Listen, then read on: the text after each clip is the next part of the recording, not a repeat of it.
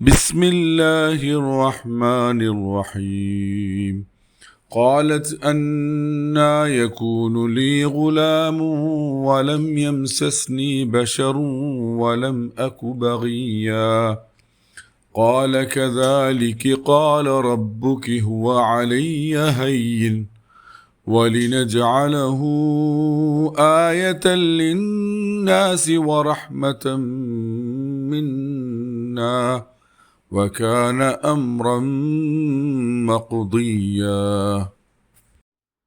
പരമകാരുണികനും കരുണാവാരിധിയുമായ അള്ളാഹുവിൻ്റെ നാമത്തിൽ. അവർ പറഞ്ഞു, എനിക്കെങ്ങനെ പുത്രനുണ്ടാകും? ഇന്നോളം ഒരാണും എന്നെ തൊട്ടിട്ടില്ല. ഞാൻ ദുർനടപ്പുകാരിയുമല്ല.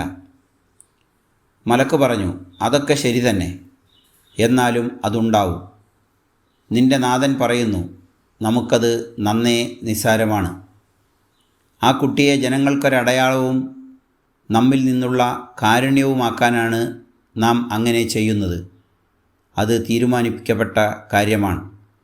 സൂറത്ത് മറിയം 20-21 ആയത്തുകൾ.